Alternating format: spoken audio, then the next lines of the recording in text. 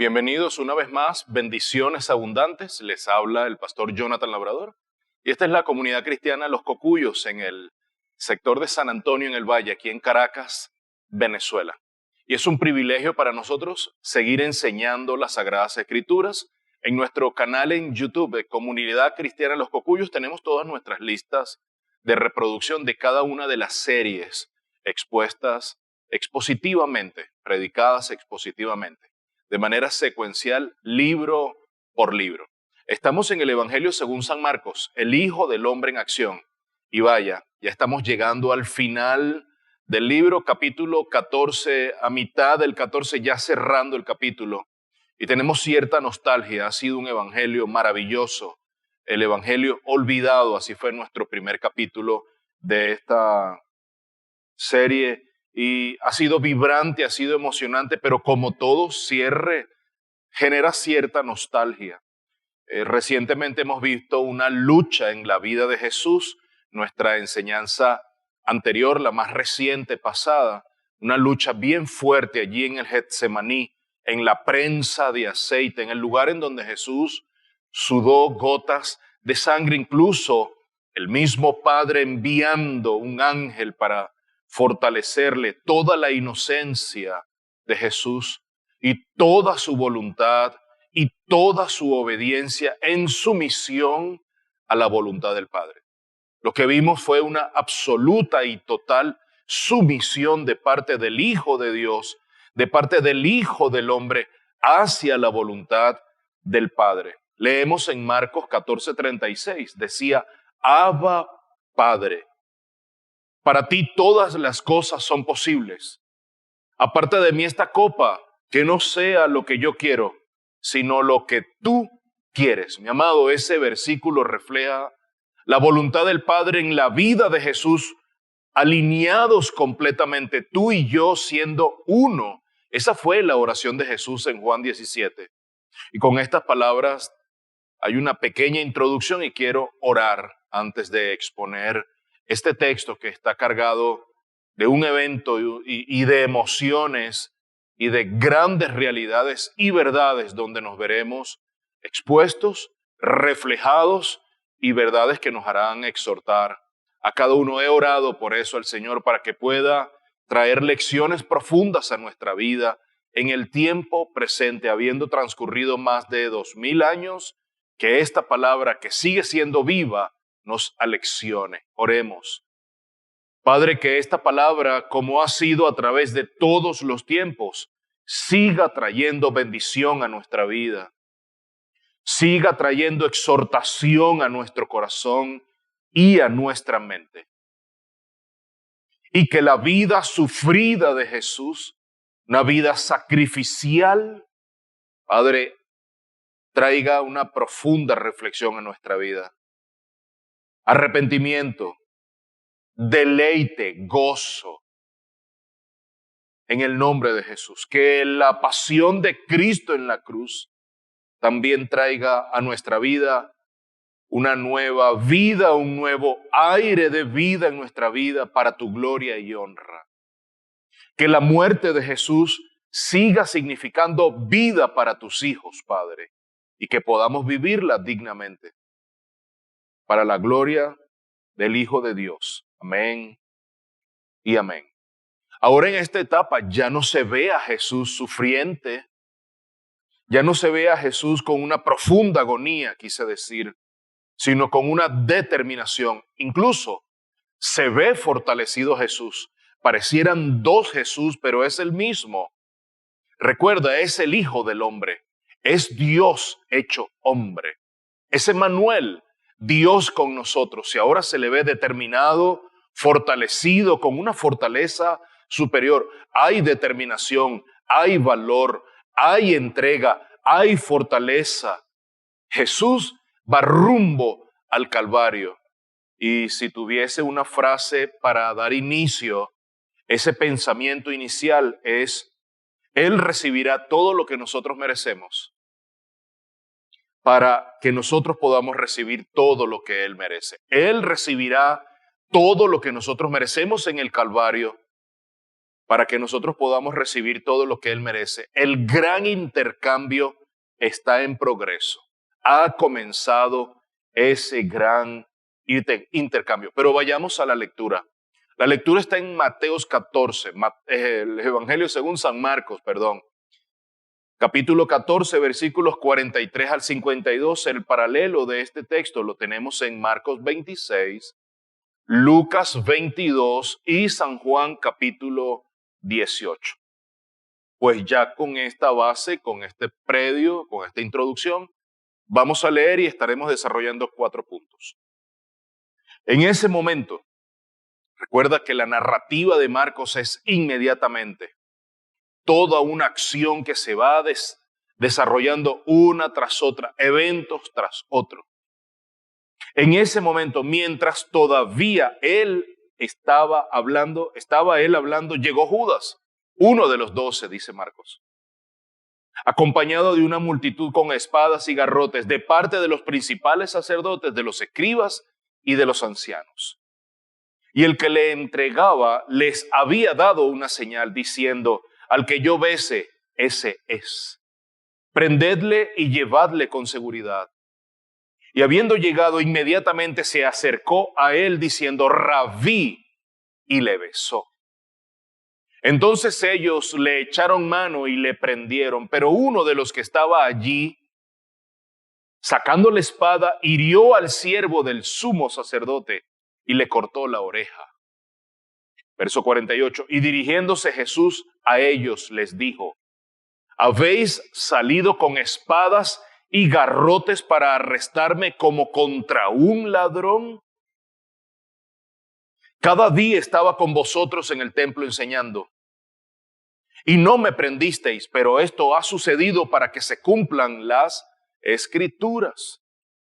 Y abandonándole huyeron todos. Y cierto joven le seguía, vestido con solo una sábana sobre su cuerpo desnudo, y lo prendieron.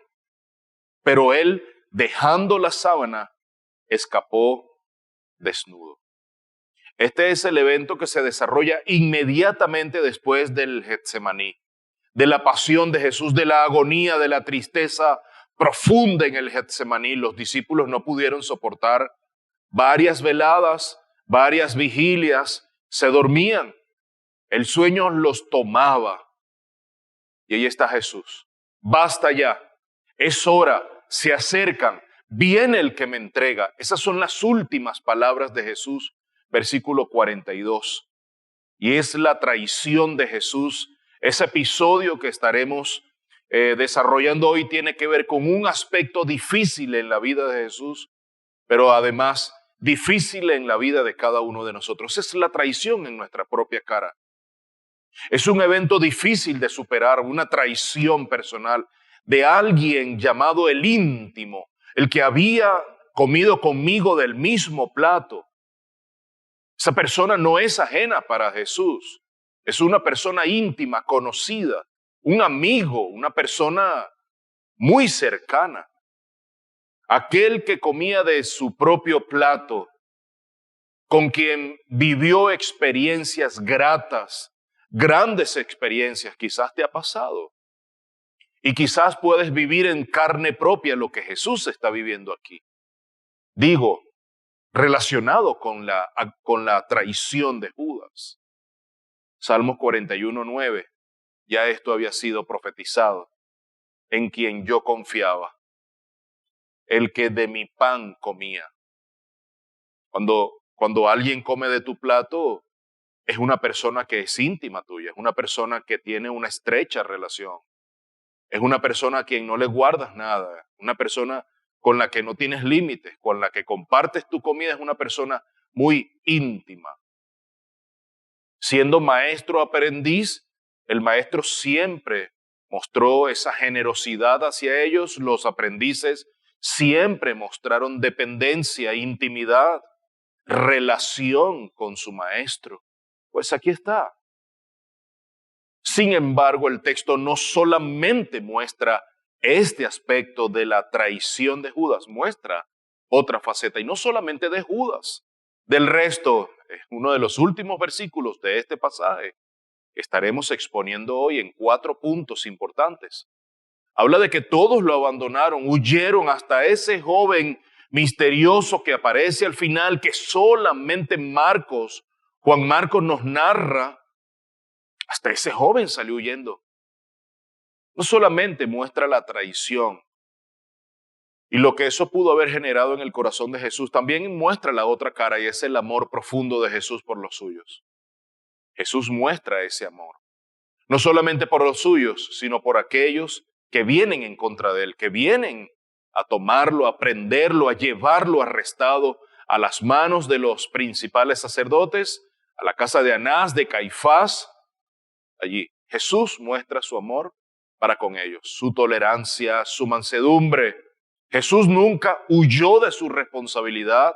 Jesús tuvo cientas oportunidades para salir y huir de esto, pero dijo: Padre, que no se haga mi voluntad sino la tuya. Si es posible, pasa de mí esta copa, pero si he de beberla para cumplir tu voluntad, así será, que se haga tu voluntad. Y Cristo es tomado como prisionero y condenado como un asesino.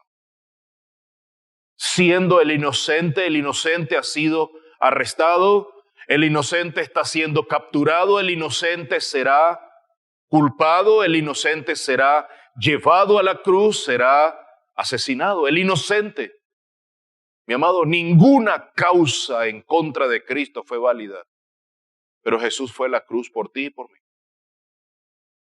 Jesús entregó su vida y qué paradoja tan grande. ¿Quién puede explicar algo que nos da la vida de Jesús? El pastor de las ovejas, muriendo, da vida para que sus ovejas puedan tenerla. El pastor trayendo seguridad con su vida a las ovejas. Cristo muere para asegurar una vida eterna para las ovejas de Dios, para las ovejas de su prado. Qué paradoja tan grande el evangelio de la gracia que nos cubre hoy día a cada uno de nosotros, a ti y a mí. Los puntos en los que estaré disertando, enseñando este pasaje son 4. La llegada del traidor y el arresto de Jesús. Versículos 43 a 46. La violencia de los discípulos y el amor de Jesús. Versículo 47. Tal como estaba escrito, versículos 48 y 49. Y finalmente, el abandono de absolutamente todos. Versículos 50 al 52. Bueno, vayamos ya.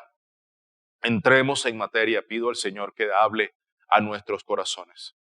Pido al Señor que el evangelio de la gracia, estas buenas nuevas, la verdad de la palabra, tome nuestros corazones, que inunde nuestro torrente sanguíneo, que entre en nuestra epidermis y que logre empapar cada célula de nuestro cerebro, cada torrente sanguíneo, cada vena, cada arteria de nuestra vida, con la verdad. Veamos ese primer punto, la llegada del traidor y el arresto de Jesús. Sabemos que Jesús conocía todos estos eventos. Sabemos que Jesús conoce muy bien a quién lo va a traicionar. Ya lo había dicho. Nada de esto está tomando de sorpresa al maestro, mi amado. Nada, absolutamente nada que hoy pueda aterrorizarnos, nada de lo que hoy pueda espantarnos, sorprendernos, dejarnos boquiabierto, traerá sorpresa al Hijo de Dios. Jesús conoce absolutamente todas las cosas. Jesús es Dios. Jesús es absoluta y verdaderamente hombre. Jesús es absoluta y verdaderamente Dios. Estamos frente al Hijo del Hombre que conoce absolutamente todas las cosas. ¿Quiénes venían a buscarle? ¿De qué manera? ¿En qué lugar? ¿Quién lo entregaría? ¿Cuánto pagaron por su entrega, por su traición? ¿Quién lo llevaría ante el sacerdocio? Después, ¿a dónde lo llevarían a Jerusalén? ¿A dónde estaría Herodes? Luego ante Pilato 2 veces. Jesús conocía absolutamente todo. Veamos ese primer punto, la llegada del traidor y el arresto de Jesús, versículos 43 al 46.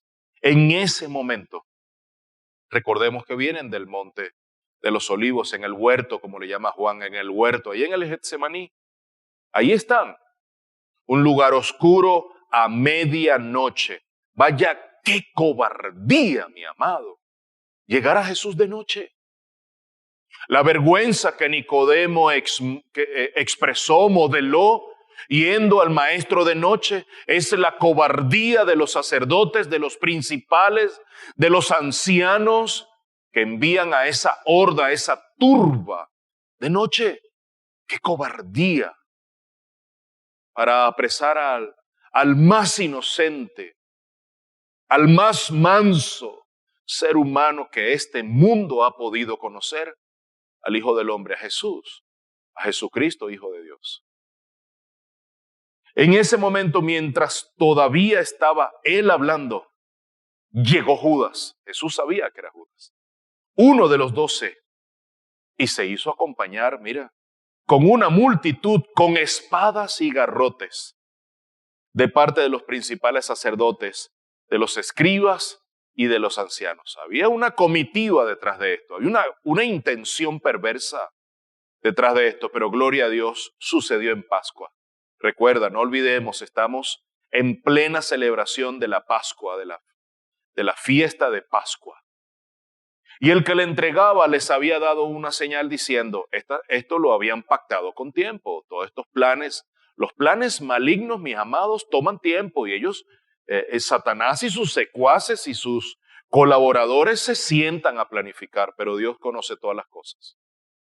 Gloria a Dios, conoce Jesús las motivaciones y los planes y las componendas de los enemigos de Dios. Y los conoce, nada de esto toma por sorpresa a Jesús. Al que yo bese, ese es. Prendedle y llevadle con seguridad. Y habiendo llegado, inmediatamente se acercó a él diciendo, Rabí, lo reconoce porque es su maestro. Vaya qué ironía. Y le besó, el beso de Judas, así le decimos a la traición. Y ese beso que me acabas de dar, es la traición, es el beso de Judas, así ha quedado para la inmortalidad, para la historia, este personaje que yo dudo. No conozco, mi amado, a ninguna persona que se llame Judas. No conozco a ninguna persona que se llame Judas. Yo no creo que haya existido un ser humano, no lo conozco yo, sé que hay personas que se han llamado Judas.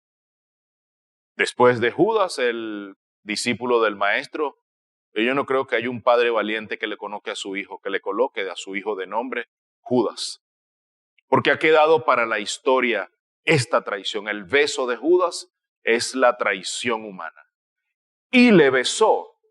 Entonces ellos, la comitiva, la turba, le echaron mano y le prendieron.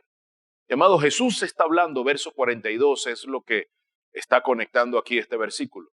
Está hablando con los discípulos a quienes le dice que se levanten, vamos, vayan, levántense, es hora, se acerca quien le va a entregar.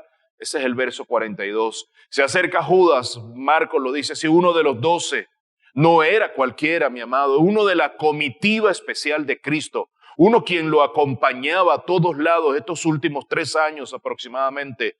Judas conocida cada lugar que el maestro frecuentaba. Judas sabía que el maestro estaba en el huerto de los olivos, en el monte, allí en Getsemaní. Judas sabía, pero Satanás entró en él. Aquí está la diferencia. Y el Señor sabía muy bien que era uno. La oración de Juan 17, la oración sumo sacerdotal, así lo hace ver. Pero era necesario, porque uno de ellos me va a entregar. Era uno de necesario. Padre, no se ha perdido ninguno a excepción del hijo de perdición, para que se cumpliera la escritura. Estaba previsto y vendió al maestro por 30 monedas de plata, dinero insignificante, que no significó el valor que el Señor tenía en el corazón de Judas. Judas no conoció al maestro. Vaya qué valor le asignó a Judas, o Judas al maestro.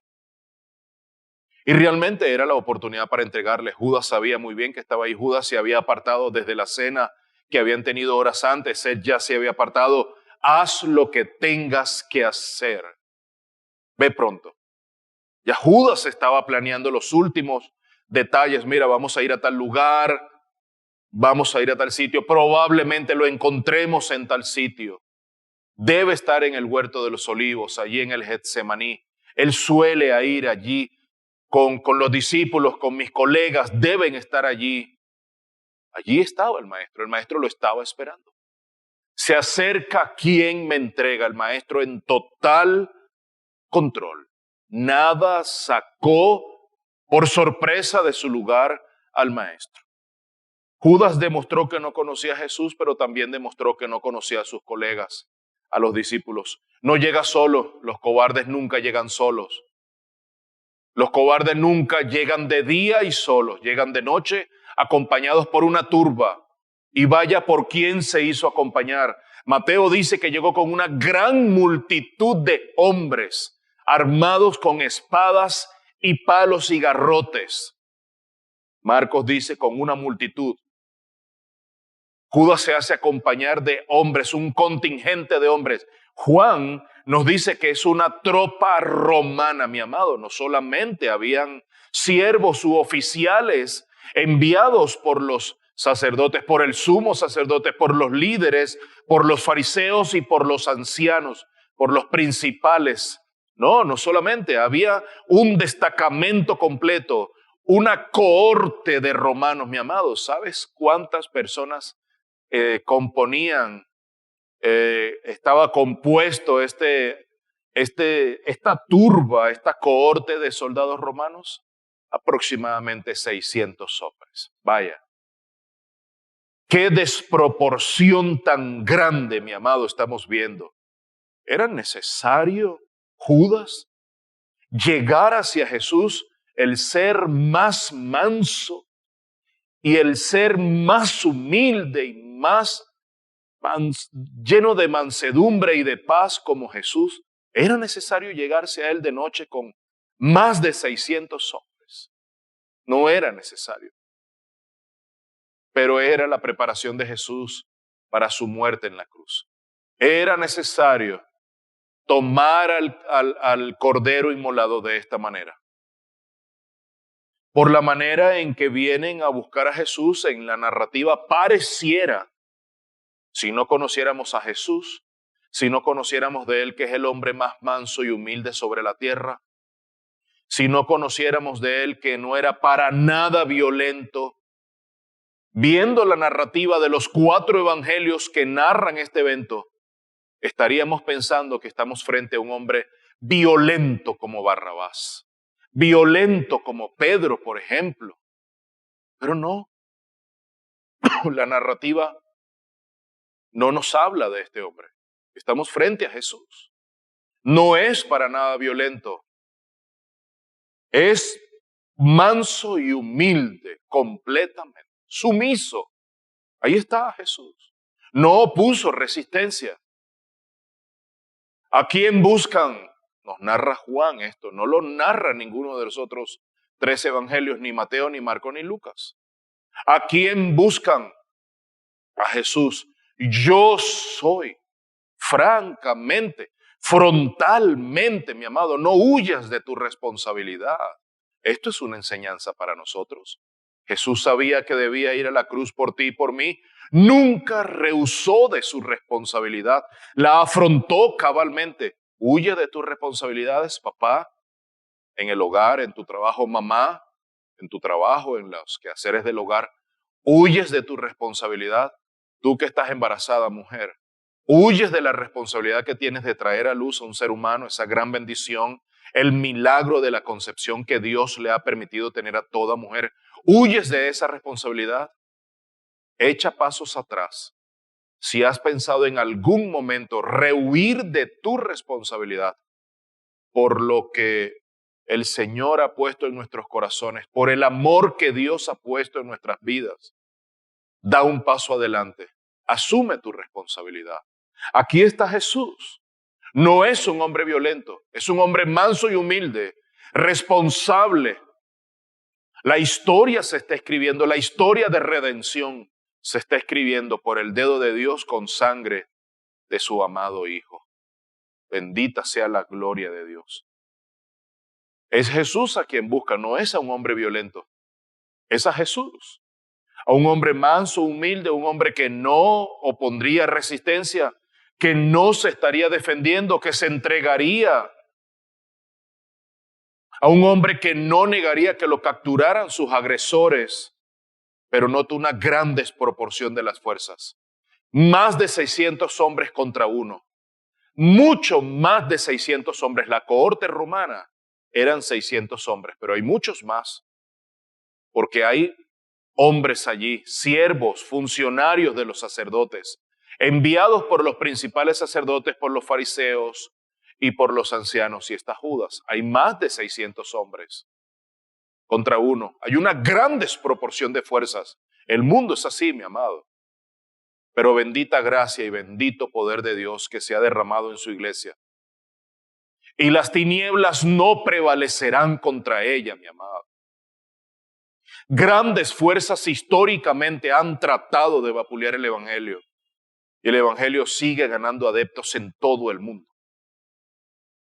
No hay movimiento religioso que haya sido fundado que tenga la fuerza que el cristianismo tiene hoy. Y no hay fundador de ningún movimiento religioso que hoy esté vivo después de 2000 años. Solamente Jesús, el Hijo de Dios, está vivo hoy sentado a la diestra del Dios Padre.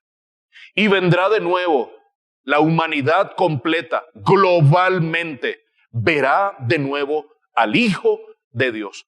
Todos los demás fundadores de otros movimientos hoy están bajo tierra. El único que está vivo, que cumplió su designio y el plan de Dios a perfección, a cabalidad, el decreto divino, Jesús. Y vendrá por segunda vez. Lo estamos esperando. Una gran desproporción.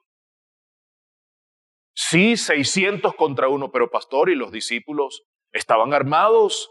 Sí, pero luego eventualmente lo abandonaron. Jesús queda solo.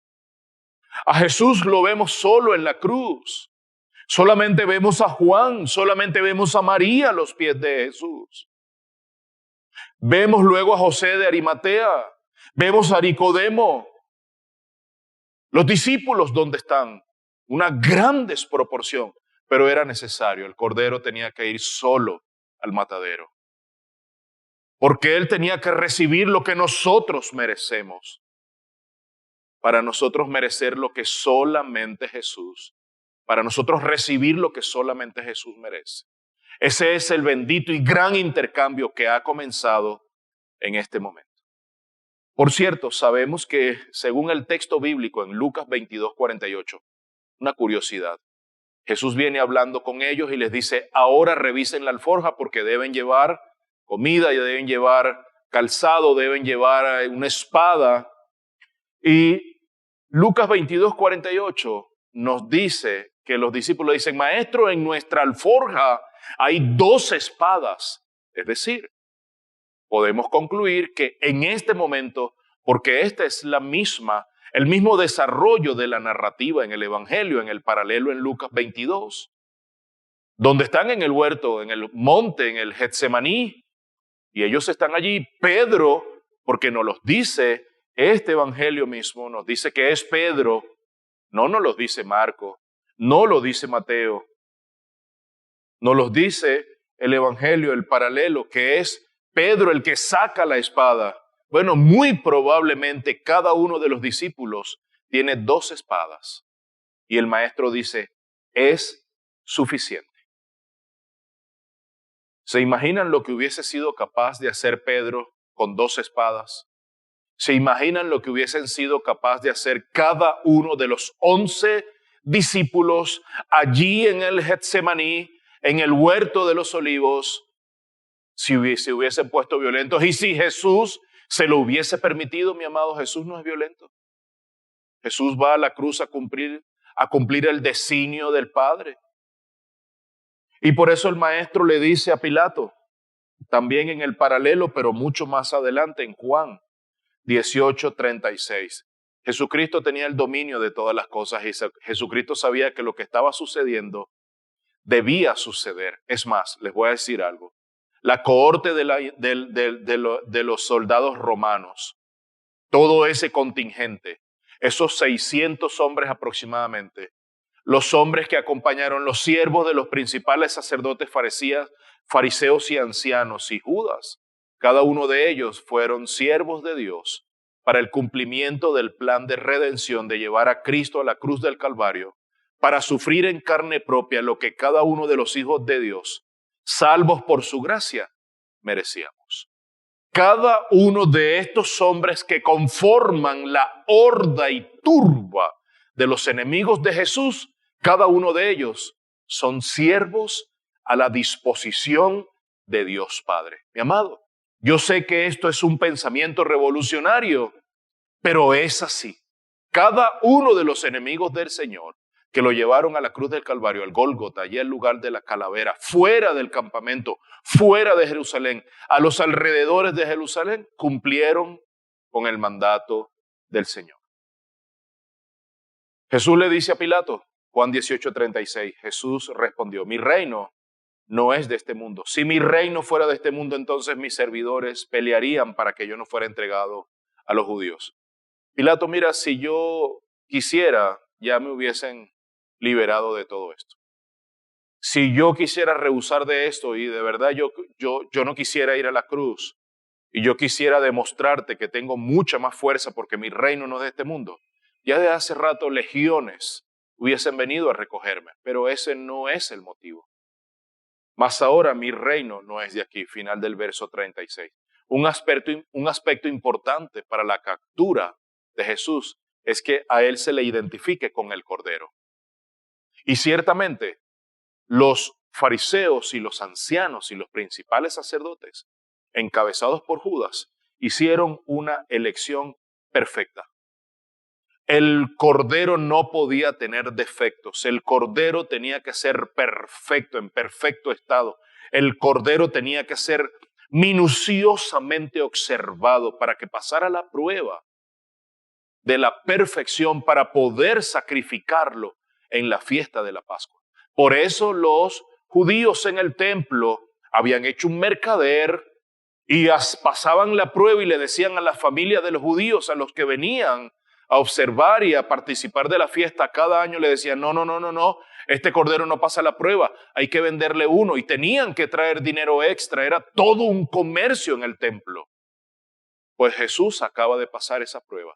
La gran prueba del cordero dispuesto para el sacrificio de la Pascua. Los principales sacerdotes, los fariseos y los ancianos acaban de seleccionar al cordero perfecto para llevarlo al sacrificio en la cruz del Calvario. Vaya, qué manera de ser útil en las manos de Dios. Adversando el reino de Dios, vaya qué manera de ser útil. Pues bueno, si algo hicieron bien los enemigos de Jesús fue elegir muy bien al Cordero. Eligieron a Jesús, el Cordero perfecto. Y esa señal que había pactado Judas con ellos era un beso. Verso 44.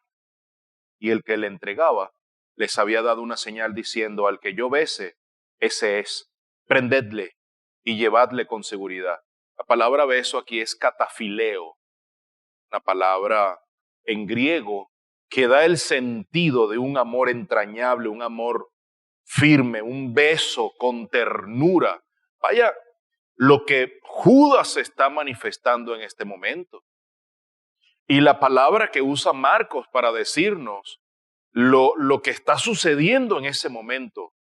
Y era la manera en que los aprendices se relacionaban con su maestro. Había una intimidad, un afecto entrañable por sus maestros.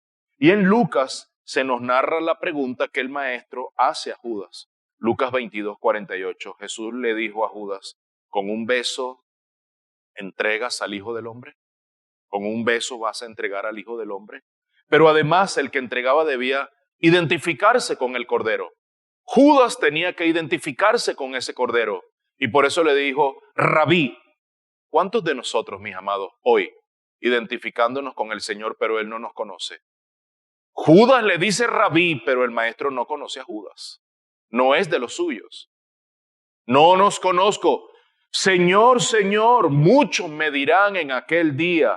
Mateo 7, 22, 23, Sermón del Monte. Señor, Señor, no profetizamos en tu nombre y en tu nombre echamos fuera demonio y en tu nombre hicimos muchos milagros. Y entonces les declararé, jamás os conocí. Apartaos de mí los que practicáis la iniquidad. Ya no había nada que hacer. El cordero identificado había pasado la prueba perfectamente, minuciosamente revisado. No había nudillos, no había nada en sus coyunturas, no había nada en su pelambre. Todo perfecto, el cordero que iba a ser inmolado. Un detalle no menos importante es que en el Evangelio de Juan se nos narra lo siguiente. Juan 18, 4 al 6. Jesús, pues, sabiendo todo lo que le iba a sobrevenir, salió y les dijo, ¿a quién buscáis? Esto nada más nos narra Juan. Y esto es sorprendente, mi amado, lo que está sucediendo en el Getsemaní, en los predios del monte del huerto, como lo narra Juan, momentos previos al arresto definitivo cuando lo prenden. Palabras del Maestro, el poder de Dios en acción está allí en la persona de Jesús. Él dice, ¿a quién buscáis? Ellos le respondieron, a Jesús el Nazareno. Recuerden, ahí no hay luces artificiales como las que podemos tener hoy. No era la luz del día, es a la medianoche. No hay luz en ese lugar. Por eso la señal que ellos habían pactado, aquel a quien yo bese, yo sí voy a reconocer al Maestro. Ustedes no lo conocen. Quizás nunca lo han visto. Yo sí lo he visto. He comido en el mismo plato con él. Lo conozco a leguas de distancia. Sé quién es el Maestro. Yo lo voy a besar y lo voy a identificar. Pero Jesús se acerca y Juan nos narra este momento especial. Juan 18, 4 al 6. Jesús, pues, sabiendo todo lo que le iba a sobrevenir, salió y les dijo, ¿a quién buscáis? Ellos le respondieron, a Jesús Nazareno. Él les dijo, yo soy, identificándose. Yo soy. Nunca dijo, bueno, no, yo no soy. No, yo soy. Y Judas, el que le entregaba, estaba con ellos. Y cuando él les dijo, yo soy, dice Juan, retrocedieron y cayeron a tierra, mi amado. El poder de Jesús en ese lugar, un poder sorprendente. No puedo imaginarme este momento tan especial para Jesús, pero tan sorprendente para todos, para los 11 discípulos, para Judas y su comitiva que le acompañaba. Todos retrocedieron y cayeron en tierra. El poder de Dios allí en la persona de Jesús. Y esto nos lleva al siguiente punto, la violencia de los discípulos y el amor de Jesús. Versos 47. Pero uno de los que estaban allí sacando la espada, hirió al siervo del sumo sacerdote y le cortó la oreja. Aquí hay una gran lección para nosotros. Marcos no nos narra que es Lucas, que es Pedro, perdón. Marcos no nos dice que es Pedro. Y esta historia es una historia de violencia. Ahí está Pedro, tomando la venganza en su mano. Saca una espada, según lo que acabamos de ver en Juan 18, versículos previos. Nos narra que Jesús le dice, después que ellos dicen que son 2 espadas las que están en la alforja, dice, ¿suficiente? Bueno, Pedro probablemente tenía 2 espadas, saca una y le corta la oreja a este hombre que luego también el otro evangelio nos narra que es Malco, el siervo del principal sacerdote. Es una historia de violencia por un lado, pero es una historia de amor por el otro.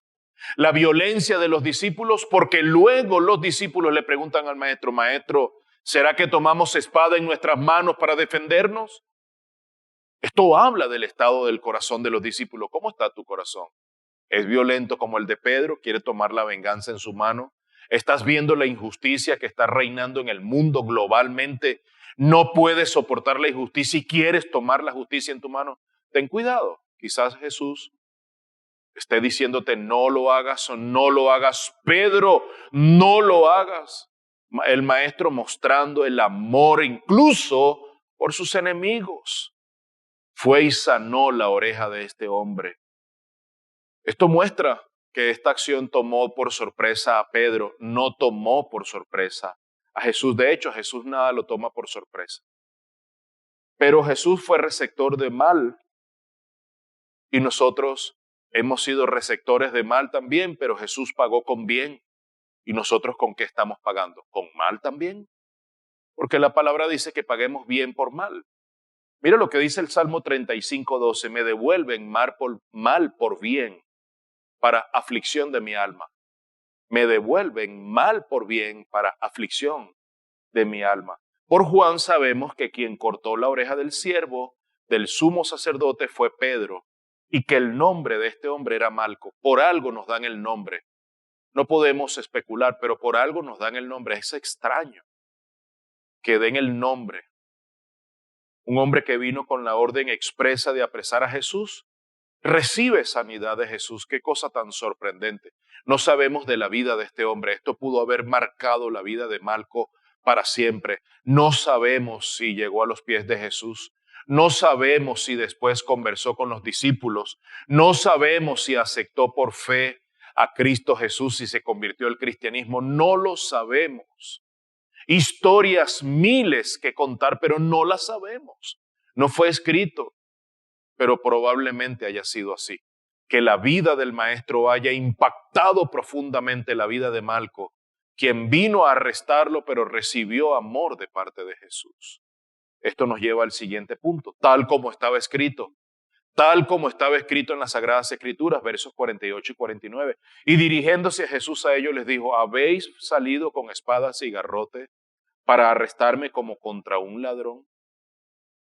Cada día estaba con vosotros en el templo enseñando y no me prendisteis, pero esto ha sucedido para que se cumplan las Escrituras. Jesús reprende a la turba por sus métodos poco ortodoxos, métodos violentos, métodos desproporcionados, extremos. Esto es una desproporción gigantesca, dantesca. Es como ver a una señora, una viejita, en la calle protestando porque no hay agua, protestando porque los servicios públicos no funcionan. Una señora indefensa y ver un contingente de funcionarios públicos de más de 100 tratando de parar a la señora. Es una desproporción. Jesús no es un ladrón, no es un asesino, no es un revolucionario político. Es un manso, es humilde, pero todo el sistema va a ir en contra del manso y del humilde. No nos debe sorprender esta actitud. Ellos sabían muy bien quién era. Ellos pudieron haberle arrestado en cualquier momento. Jesús estuvo momentos especiales a la luz del día en el templo enseñando. No quisieron tomarlo, tenían miedo. Asesinos, cobardes, miedosos llegaron a Jesús de noche acompañados por un contingente de soldados romanos. Arrestarlos a altas horas de la noche en un lugar tranquilo, sin luz, era signo de su cobardía. Así actúa el sistema, mi amado. Y esto habla de la fortuna que podemos llegar a tener los hijos de Dios. Que haciendo el bien, porque Jesús lo que vino al mundo fue a hacer el bien, a sanar el corazón de los quebrantados, de los dolidos, a dar libertad a los cautivos, a predicar el año agradable del Señor, a dar vista a los ciegos, a levantar a los paralíticos. A eso vino Jesús, a hacer el bien, pero recibió el mal. Bueno, mi amado, no esperemos menos que eso. Estamos expuestos a eso. No estamos exentos de vivir en carne propia lo que Cristo vive y mucho más que eso. Fue vergonzoso, pero estaba profetizado. Isaías 53, los invito a leer verso 3, verso 8, verso 12, verso 22, en fin. Isaías 53, yo no sé cómo muchos pueden llegar a decir que Isaías 53 no habla del Mesías, no habla del Cristo sufriente. Pues sí, mi amado, Isaías 53 preanuncia a Cristo Jesús. Y vamos hacia el siguiente punto, el último punto, el abandono de todos. Versos 50 al 52. Y abandonándole, huyeron todos. Cierto joven le seguía, dice Marcos, y esto es curioso. Vestido solo con una sábana sobre su cuerpo desnudo. Y lo prendieron, pero él dejando la sábana escapó desnudo. Esta sección, mi amado, registra la triste deserción de los discípulos. Un triste abandono de los discípulos al maestro. Lo dejaron solo. Todos ellos, los que antes los que hace poco tiempo se habían jactado que no lo abandonarían, Jesús les dijo, todos ustedes serán dispersados como las ovejas.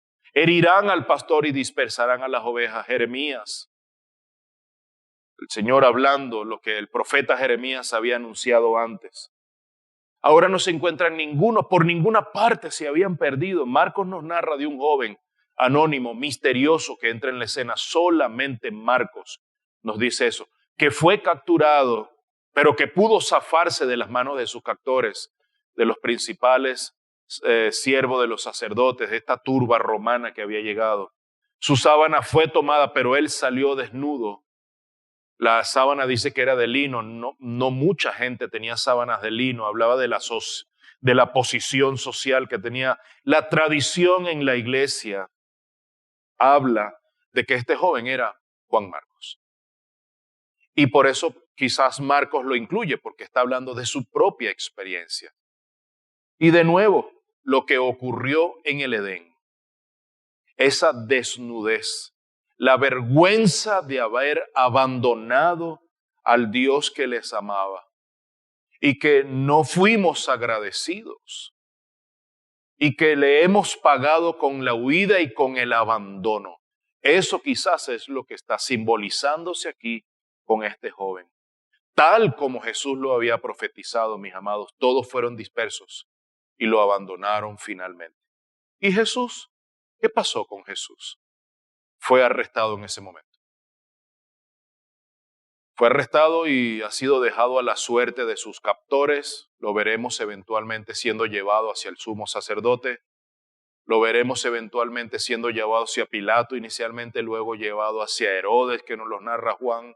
Luego regresado nuevamente a Pilatos para ser sentenciado hacia la muerte y muerte de cruz. Muerte horrorosa, muerte vergonzosa. Pero era necesario que Jesús sufriera eso por ti y por mí. Bendito intercambio, gran intercambio que está en progreso, amándonos a ti y amándome a mí. El bien vence el mal siempre, mi amado. Nunca te canses de hacer el bien. El bien siempre vencerá al mal. La luz siempre vencerá a las tinieblas. La verdad siempre vencerá a la mentira. Mi amados, nunca te canses ni te avergüences del Evangelio, porque es poder de Dios para traer salvación y vida eterna. Marcos es un ejemplo de la misericordia del cielo. Marcos abandonó a Jesús en esta oportunidad. Pero también Marcos fue despedido por Pablo.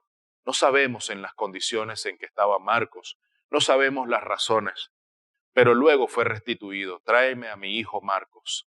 Marcos es el símbolo de la misericordia de Dios. Jesús amó a Marcos. Pablo amó a Marcos. Al final, Marcos es el escritor de este segundo evangelio, pero fue el primer evangelio escrito y es un evangelio maravilloso. Cada uno de los discípulos tuvieron una segunda oportunidad de tal magnitud y de tal manera que Dios los usó para cambiar poderosamente este mundo, para revolucionar este mundo, de los cuales hoy nosotros somos testigos del evangelio que fue dado a través del fundamento de los apóstoles y los profetas. Está solo para enfrentar la ira de los hombres, Jesús. ¿Dónde está Jesús? Fue abandonado. Como cordero fue llevado al matadero. Sus trasquiladores van detrás de él. Fue llevado para enfrentar la ira de Dios. Solamente Jesús podía satisfacer la ira como el propiciatorio mismo, la tapa del propiciatorio. Allí en el tabernáculo, Jesús era el único con méritos para poder satisfacer la ira de Dios. Él recibirá todo lo que nosotros merecemos, pero nosotros recibiremos todo lo que Jesucristo merece.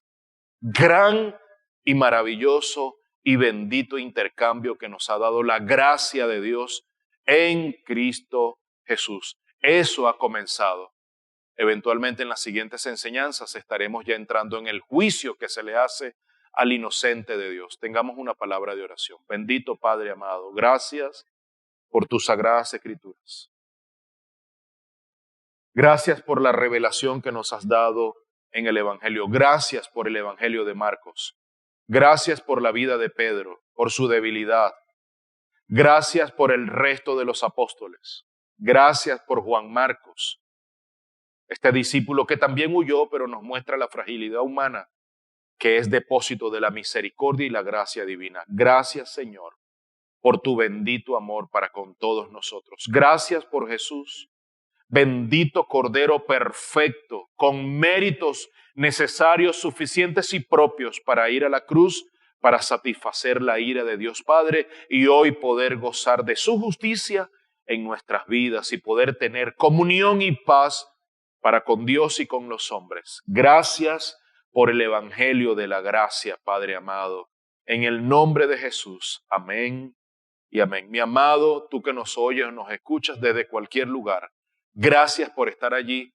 Oramos a Dios para que esta palabra sea de bendición profunda, de exhortación para tu vida. Gracias. Síguenos en nuestros canales, tanto en YouTube como Comunidad Cristiana Los Cocuyos.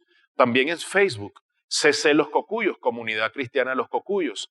Estamos en Twitter, en Instagram y en Telegram como Comunidad Cristiana Los Cocuyos. Sean bendecidos abundantemente y hasta una próxima oportunidad.